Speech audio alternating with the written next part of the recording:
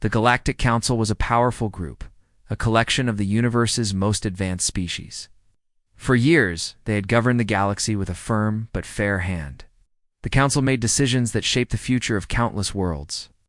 But on this day, everything was about to change.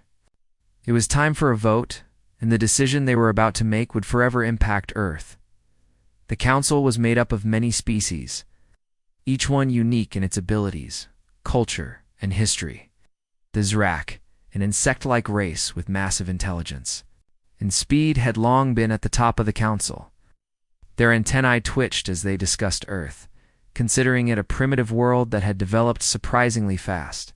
The Draks, towering creatures covered in metallic scales, had the power to destroy entire planets with their weapons. And then there were the Lurians, a race of beings who could manipulate gravity, making them nearly invincible. All of these species agreed on one thing: Earth was a problem, potential threat. Humans had been sending out signals into space for decades, unknowingly drawing the attention of the galaxy's most advanced species. But it wasn't until they developed their first warship, a ship that could rival the power of the Drax's most advanced technology, that the Council began to worry. The humans were not just building ships. They were learning at an alarming rate. And if they were allowed to continue, they might one day challenge the galaxy's most powerful species. The Council could not let that happen. The vote was set, and every species would have their say. The Council chambers were filled with representatives from each species. Seated in a grand hall, their voices echoing through the massive space, the atmosphere was tense, filled with anticipation. Each species knew that today's decision would shape the future of the galaxy for centuries, one by one. The species cast their votes. Zrak spoke first, their leader a massive figure covered in chitin, their voice sharp and cold. Earth is a growing threat. Its people have the potential to become powerful. We must ensure that they are stopped before they become a true danger. Their vote was clear: Earth should be enslaved. They would be controlled, kept in check, prevented from developing further. The Drax leader, a massive creature who stood over 10 feet tall, raised his hand. "I agree," he said, his voice booming across the room. "Earth is a wild card. We cannot risk allowing such a species to rise. They should be contained, controlled, and their development halted.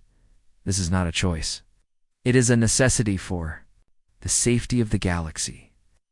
One by one, the other species spoke, each offering their support.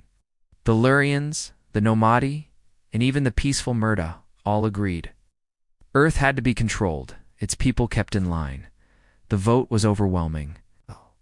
Decision was made. The vote to enslave Earth passed without a single dissenting voice.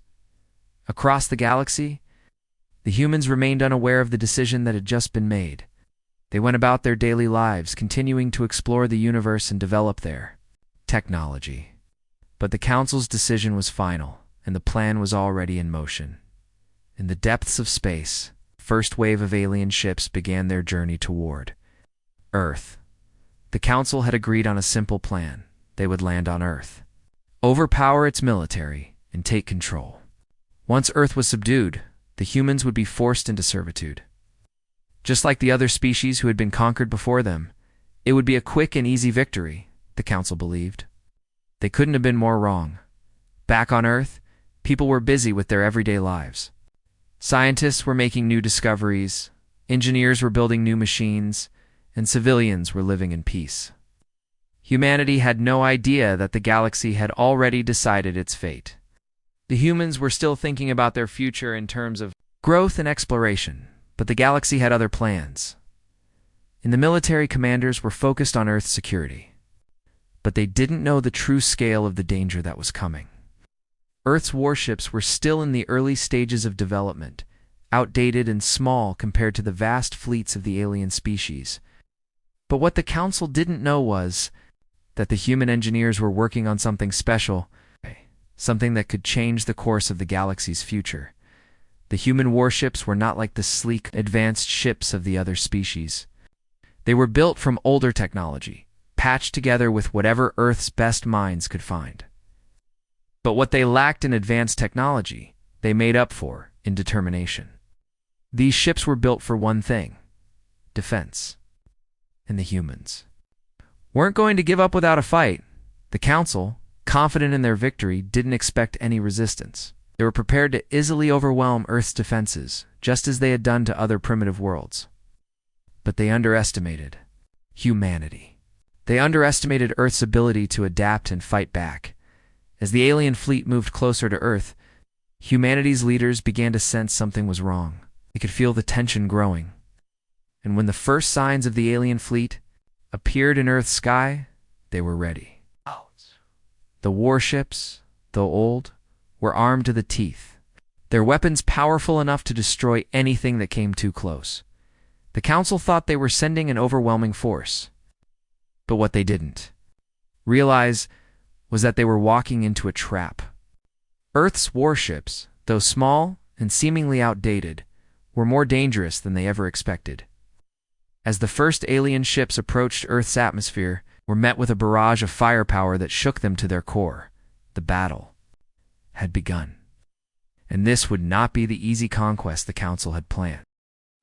The vast alien fleet, a terrifying sight from Earth's surface, descended toward the planet. The Council's plan was simple. They would arrive, defeat Earth's military in a matter of hours, and enslave humanity. The aliens had done it countless times before, conquering weak and primitive worlds across the galaxy. The humans, they believed, were no different. From the moment the first ship entered Earth's atmosphere, the sky was lit with flashes of light as energy weapons fired from both sides. The alien fleet, vast and filled with advanced technology, was poised to crush Earth's defenses. But the humans had a secret: they hadn't yet revealed their warships. Though old and weathered, were far more dangerous than the Council realized. The first wave of alien ships was met with an unexpected resistance. Earth's warships, most of which had been built decades ago with limited resources, appeared out of nowhere. They weren't sleek and advanced like the Council's ships. Their weapons were powerful, and their crews were prepared. The first blast that hit one of the alien ships shook its entire structure. The Council's fleets, believing they would be met with an easy victory, were stunned. The aliens had expected Earth to fall quickly. They didn't know that humans had been preparing for this moment for years.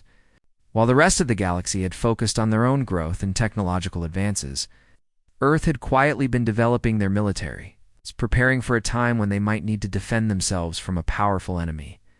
The first alien ship that attempted to breach Earth's defenses was struck by a series of high-energy missiles, sending it spiraling into space before crashing down onto the surface of the planet. The debris from the destroyed ship rained down in a fiery explosion, but the victory felt hollow for the humans.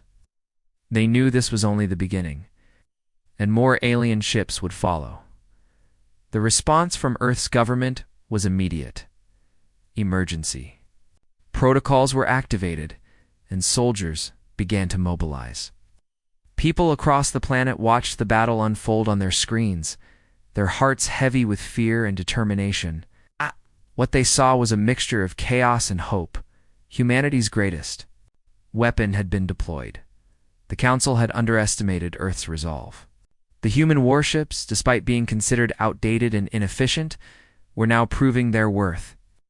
Earth's defense systems, although not as advanced as the alien fleets, were incredibly effective in their own right. To falter, their shields weakening as they attempted to push through Earth's defenses. The battle lasted for hours. Explosions filled the skies, and laser beams crisscrossed the horizon, lighting up the night like a display of thunder and fire. One by one, the alien ships began to retreat, their commanders stunned by the unexpected strength of the humans. The Zarak, the Drax, and even the Lurians, who had believed Earth to be a helpless planet, now found themselves in a desperate fight for survival. Earth wasn't going down without a fight. In the heart of the Council's fleet, the decision-makers began to panic. The once-proud commanders of the alien ships were now scrambling to organize a retreat. Couldn't understand what was happening. How could a primitive world like Earth defend itself so effectively? The Council had prepared to take control in a matter of hours, but now the humans had turned the tide. They were outnumbered and outgunned, but they fought with everything they had. Every blast that fired from Earth's warships sent a clear message. Humanity was not a species to be underestimated. The Zarak, who had pushed hardest for the invasion, were the first to suggest a retreat. "This is not the war we prepared for," the leader said, his voice low and filled with frustration. "We did not anticipate this kind of resistance." He looked at the screen, where Earth's defenses were breaking through their shields. "We must regroup. This fight is not over, but it is not one we will win quickly." The Dracs, towering creatures whose confidence had once been unshakable, were not far behind in their worries. The idea of retreat was unthinkable to them, but even they had to admit that the situation was dire. Their fleet had suffered heavy damage. Ships that had once seemed indestructible were now smoking wrecks, floating in the void of space, back on Earth. News of the victory spread like wildfire. For the first time in years, people began to believe in the impossible. The underdogs of the galaxy, the humans, were fighting back, and they were winning. The battle was far from over, but Earth had proven one thing: they were not as weak as Yas. The Council had thought. Human leaders, including military commanders, began to reassess their strategy. They knew the Council would not let this failure go without consequences. The enemy would regroup and try again. But the humans had something the aliens didn't: unity. Ow. While the Council's fleets were made up of many different species, each with their own goals and strategies, the humans fought together as one. They were fighting for their survival that made them unstoppable. As the alien ships retreated to the edges of the solar system, Earth's military leaders gathered in command centers around the globe. "This is only the beginning, one," Commander said. "They will come back, and when they do, we need to be ready. But we've shown them that we are not just a primitive species. We are a force to be reckoned with." On the alien side, the Council began to argue. The Zarak were pushing for a renewed attack, but the Dracs were cautious, advising patience. "Earth is not like the others," one of their leaders said. "We need to rethink our approach." But the Council, divided, had no clear plan. For the first time, they realized that Earth was not a species they could easily control. The humans had shown them the true cost of underestimating their strength. As the alien fleets regrouped, Earth's warships held their position, waiting for the next wave of conflict. Humanity had been pushed to the brink, but they had proven that they would not go down easily. Now, the galaxy's greatest powers had learned a harsh truth: Earth was no longer a target to be controlled. It was a world that would defend itself, and any enemy that tried to subjugate it would have to pay the price. The alien fleets had retreated, but their failure was not the end. Earth's victory, though hard fought, had only given the humans a brief moment to regroup. The Council, stunned by the resilience of a species they had considered weak, knew they couldn't afford to let Earth rise any further. A new plan was already in motion. This time, they would strike with everything they had. No more underestimating the humans. Meanwhile, on Earth, the mood was a mixture of relief and fear. People celebrated the victory, but deep down, they knew it wasn't over. Their enemy was still out there, regrouping, preparing for a second attack. And this time it would be different. Earth's leaders understood that they couldn't rely on luck again. They had to prepare for the next wave. In the heart of Earth's defense systems, the military leaders and scientists worked around the clock. Earth's warships, though old and patched together, had proven their worth in the first battle. But their defenses had taken a heavy toll. They needed to upgrade, to rebuild. Engineers began modifying the ships, enhancing their weapons and shields, with whatever resources they could find. Humanity had learned the true cost of this war, and they weren't about to waste this opportunity. Captain Blake Mitchell, one of the key leaders of Earth's military forces, stood before a massive holographic map of the galaxy. His face was tense as he looked over the alien fleet positions. The alien species were not giving up. Earth's brief victory had sent shockwaves across the galaxy, and now the Council's forces were coming back stronger than ever. Blake knew this battle would determine whether Earth would survive as a free planet or become just another enslaved world in the galaxy. "We don't have much time," Blake said to his team, his voice steady but filled with urgency.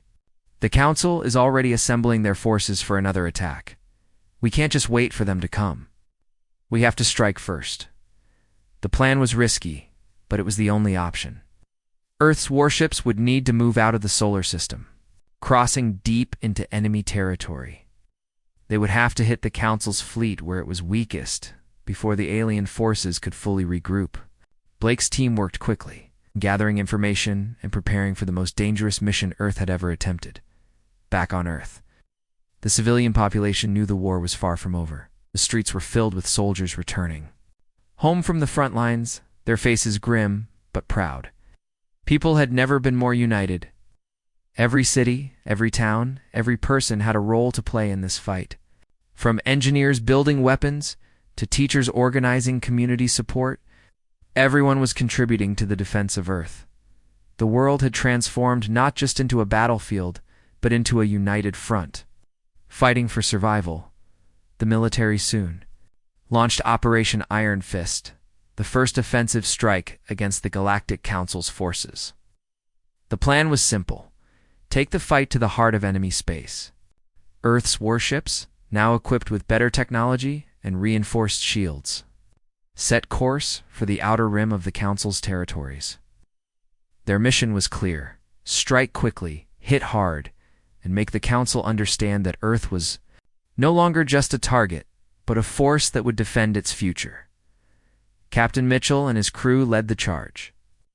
As they entered the vast reaches of alien space, their hearts pounded with a mix of excitement and fear. They were going into the unknown, into enemy territory, and they didn't know what awaited them.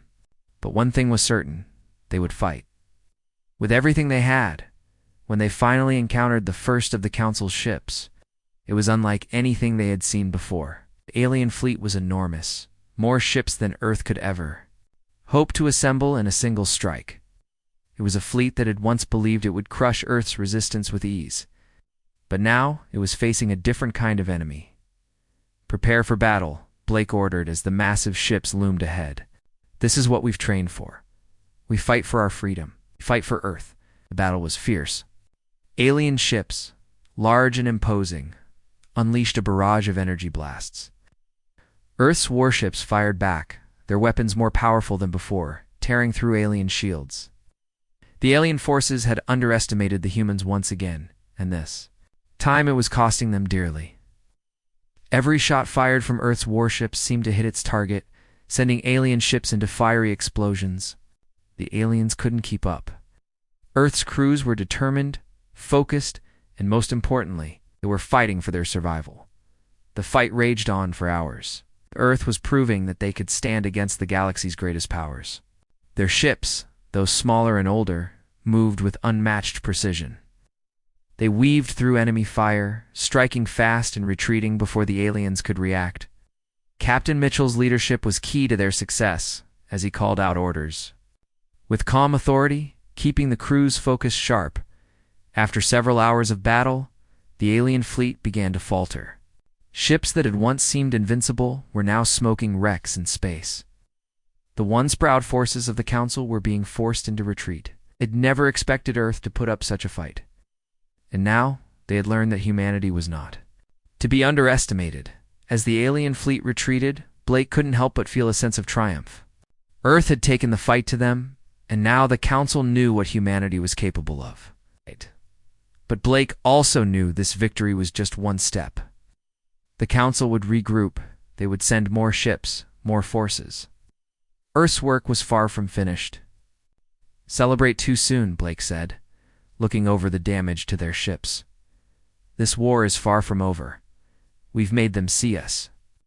But we need to be ready for whatever comes next."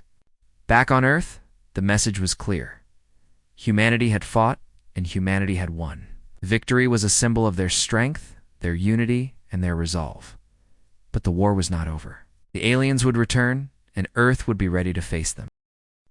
The galaxy trembled as Earth's warships proved time and time again that they were not just defending their home, they were a force the Council could no longer ignore. After the shocking success of the first battle, the alien species, who had once thought of humanity as nothing more than a primitive, weak species, now realized they had made a catastrophic mistake. else. Earth was no longer just a target. It was a power that demanded respect. On Earth, the sense of pride and unity was palpable. People around the world watched as their military leaders and soldiers held their ground. The victory had inspired hope and determination like never before. But even with this newfound strength, Earth's leaders knew that the next phase of the war would be the hardest. The Council would not stop until they had crushed humanity completely, across the galaxy. The Council leaders gathered, their faces tense and worried. The war, which they had expected to end swiftly, had now become an unpredictable and dangerous conflict. The Zorak, the Drax, and even the Lurians, all of whom had supported the invasion, were now questioning their decision. They had underestimated humanity, and now they feared what might happen next. The first leader to speak was the Zorak representative, sharp, insect-like creature whose eyes glowed with anger. "We were wrong to believe this would be easy," the Zorak said, his voice filled with frustration. "Earth's military has proven more advanced than we thought. Now they will only grow stronger. We must act quickly before they can build more defenses." The Drax leader, a towering figure with metallic scales, nodded slowly. His deep voice filled the room. "We have failed to crush them in the first battle, but we cannot risk another failure. Earth must be subdued, and its leaders brought to their knees. We must send everything we have." The Lurian representative, a being who could manipulate gravity, sighed. "The human resistance is not just about their technology. It is their will to fight, their determination that makes them dangerous. We need to consider all options before we strike again."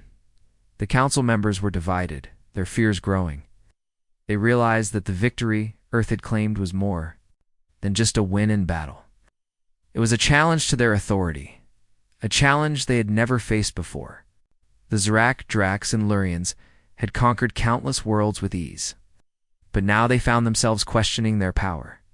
In response, the council decided to send emissaries to Earth. It was a desperate move. The alien fleets were regrouping, preparing for another wave of attacks.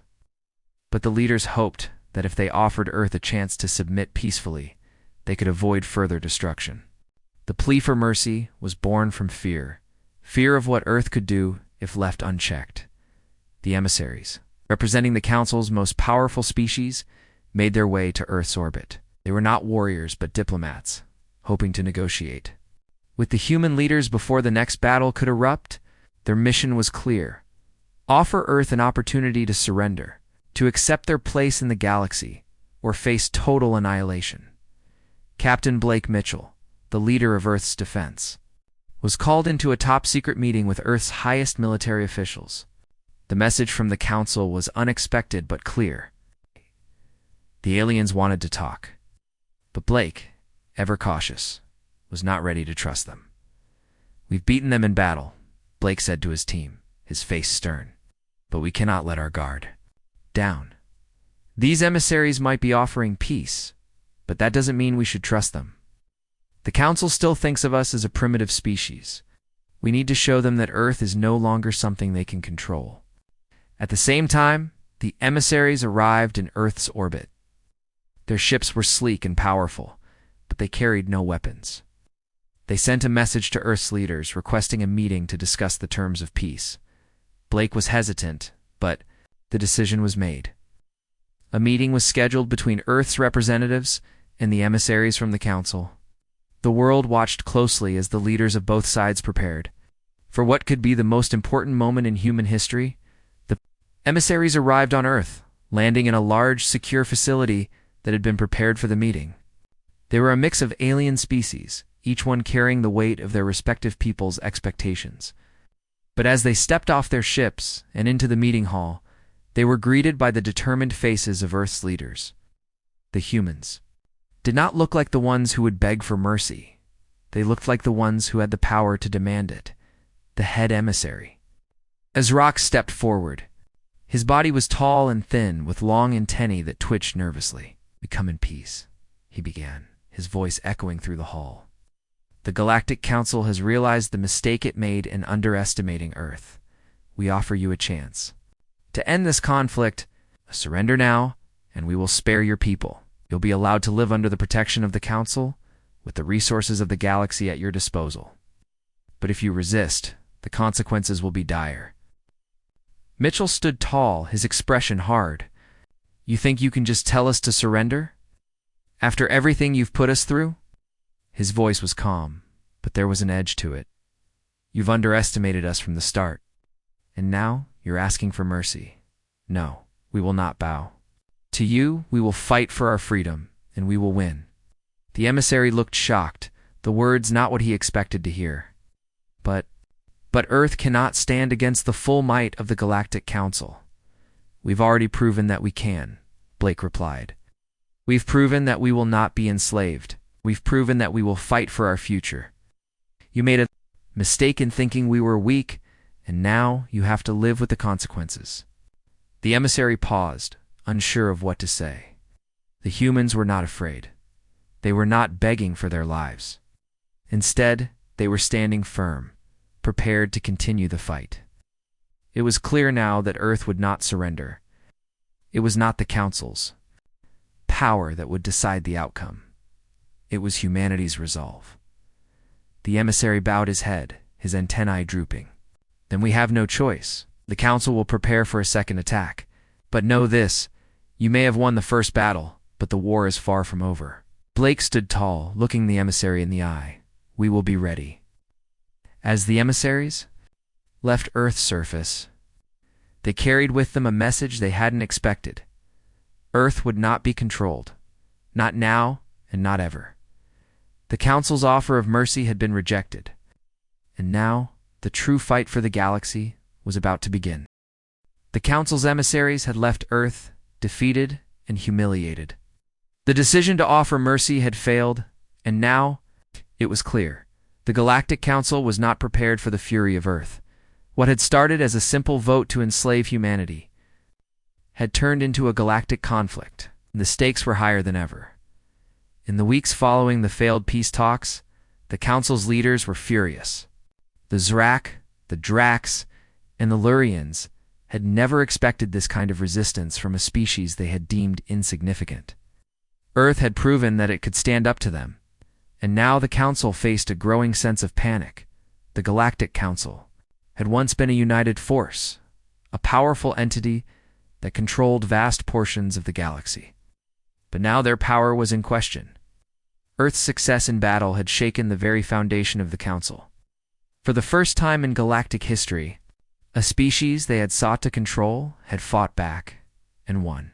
The other species of the Council had to face the truth. They were not invincible.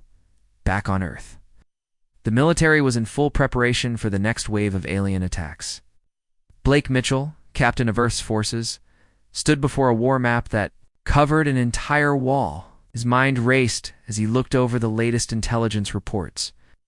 The alien fleets were gathering, and Earth's victory in the first battle had only made them more determined to finish what they had started. We've proven ourselves, Blake said to his team, his voice steady. But the Council won't stop until they have us under control. Need to be ready for whatever they throw at us. And this time, we won't be fighting just for survival. We'll be fighting to show the galaxy that Earth will never be enslaved. Humans had learned much from their first battle. Earth's warships, though old and patched together, had proved their worth. The engineers had worked tirelessly to upgrade their weapons and defenses, turning the outdated ships into a force to be reckoned with, but they knew that the next battle would be different. The Council would not underestimate them again. Humans had to be smarter, faster, and more prepared.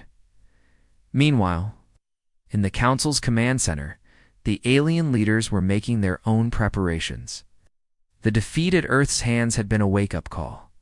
They had not just lost a battle. They had lost the respect of the galaxy. The Zrak, once the most powerful species in the Council, now found themselves at a crossroads. The humans must be dealt with, the Zrak leader said, his voice cold and calculating. We cannot allow them to remain a threat. If we do not act decisively, they will only grow stronger. The Drax leader, his massive form towering over the others, agreed. We must attack with everything we have. Humans have proven themselves capable of fighting back. But they do not have the resources or the power to defeat us in the long run. We will crush them once and for all. The Council's forces were vast, but Earth had already proven that they were not to be underestimated. The battle lines were drawn, and the stakes had never been higher. The Council knew that if they did not defeat Earth soon, the entire galaxy could be thrown into chaos. Back on Earth, Blake and his team had no illusions about what was to come. The Council would return, and they would return in force. But humanity had already shown the galaxy what they were capable of. They were no longer a weak, defenseless species. They were a force to be reckoned with. The next battle will decide everything, Blake said to his team. We can't afford to lose. We have to show the Council that Earth will never fall. In the days that followed, Earth's military forces were deployed across the globe, preparing for the upcoming invasion. Civilians, once living in peace, now trained alongside soldiers, learning how to defend their homes. Every citizen knew that the time had come to fight for their future, and they would not back down. The first wave of the Council's fleet arrived in Earth's orbit, larger and more powerful than before. The sheer size of the fleet was enough to send a chill down the spines of the human commanders. It seemed like an impossible task, but they were not afraid. They had fought for their survival once, and they were ready to do it again. Blake Mitchell stood at the command center as the alien ships loomed on the horizon. His heart raced, but his resolve was strong. "This is it," he said quietly. "Let's show the galaxy what Earth is capable of." As the battle began, Earth's warships moved into position, their weapons charged and ready.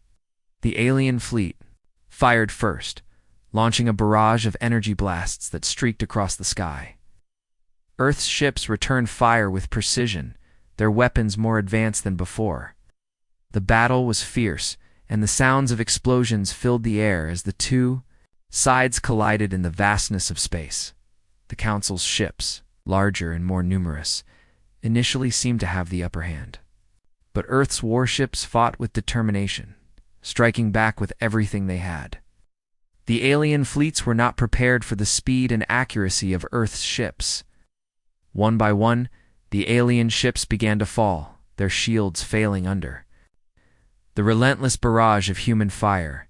Captain Blake Mitchell watched as the tide began to turn in humanity's favor. "We're not just defending our world," he said, his voice filled with pride. "We're fighting for every world the Council ever thought they could control." As the final alien ships retreated, the humans stood victorious once again. Earth had not only survived, it had shown the galaxy that it would never bow to anyone. The Council's fleets, once the mightiest in the galaxy, had been defeated by a species they had once thought unworthy of their attention.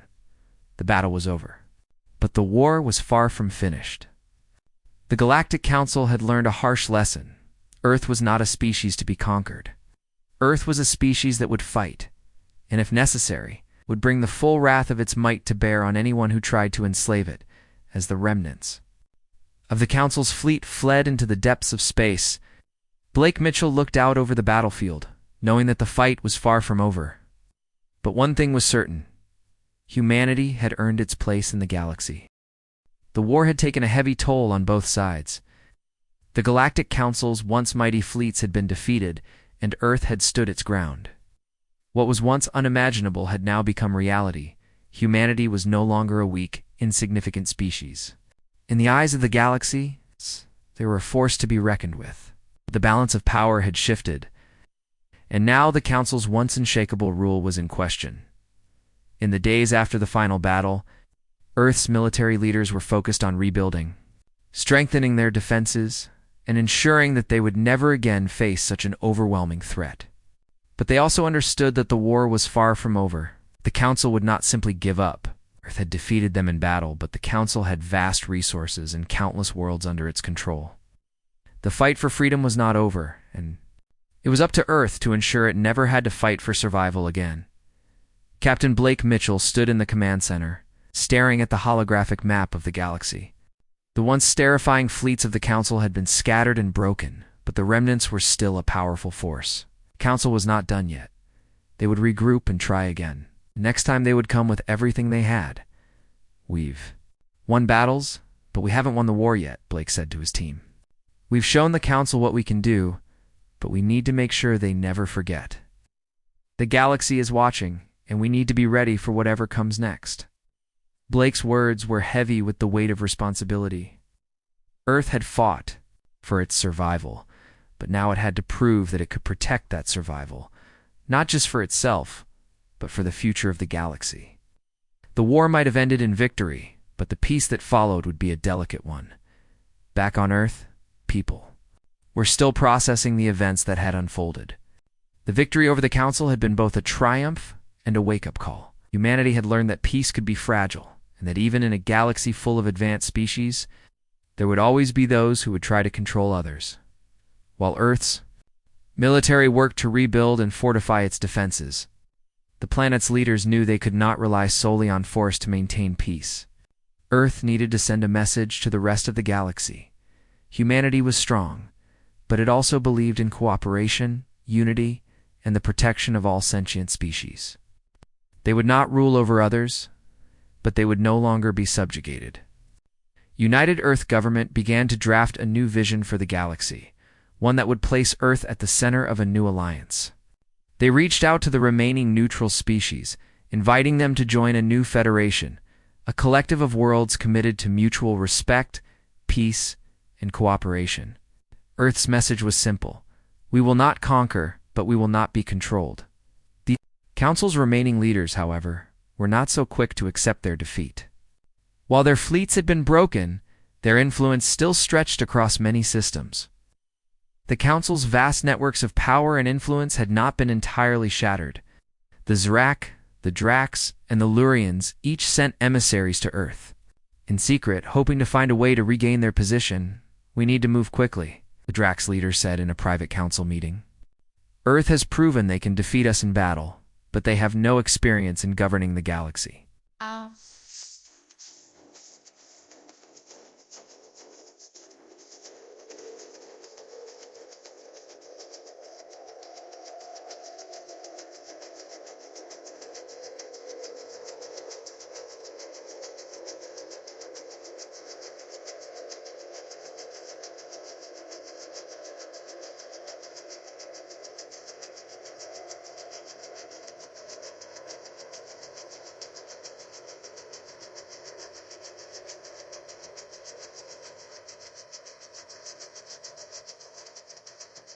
A pal find running out. A pef when a beffer in someone and sen some NRI am sen way so and I some sen I'm safer to send frost safer sen sa and a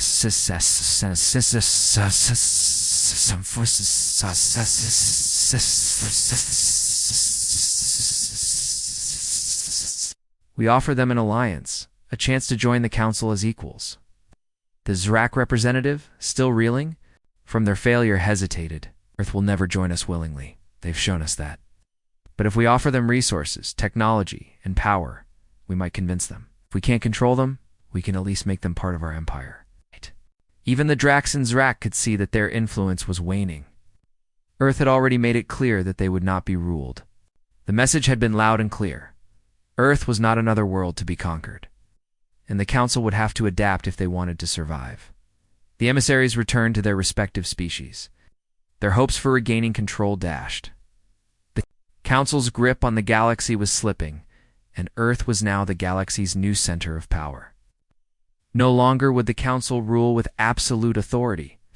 No longer would Earth be just another target.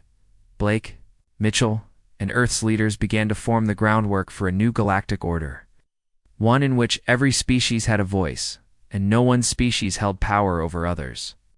It wasn't an easy task, and the path forward was filled with challenges, but humanity had proven that it could rise to meet them. How? The Council's once unquestionable authority had been shattered, and now Earth would take the lead in a new era of cooperation.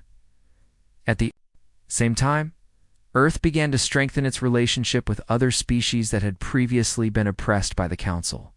The Nomadi, the Lurian rebels, and others who had once been crushed under the Council's heel, now saw Earth as a beacon of hope. They too were ready to join the fight for a better future. The first steps toward peace were slow, but they were moving forward. Blake Mitchell stood with the leaders of these newfound allies. their hands raised in unity, was a symbol of a new galaxy, one where no species would be forced to submit to another. It was a galaxy where strength and unity came not from conquest, but from the willingness to cooperate and defend each other. As the new Federation began to take shape, the remnants of the Council scattered, their power broken. They had underestimated humanity, and now they would live in the shadow of Earth's rise. Blake Mitchell looked out over the galaxy map once more. "We've changed the future," he said quietly. "But we can't stop here. We've won, but we need to ensure that this galaxy will never forget what we fought for." The war was over. The Council had fallen. Earth had emerged as the protector of a new order. Humanity had proven that even the smallest, most underestimated species could change the fate of the entire galaxy. Earth was no longer the underdog. It was the new leader.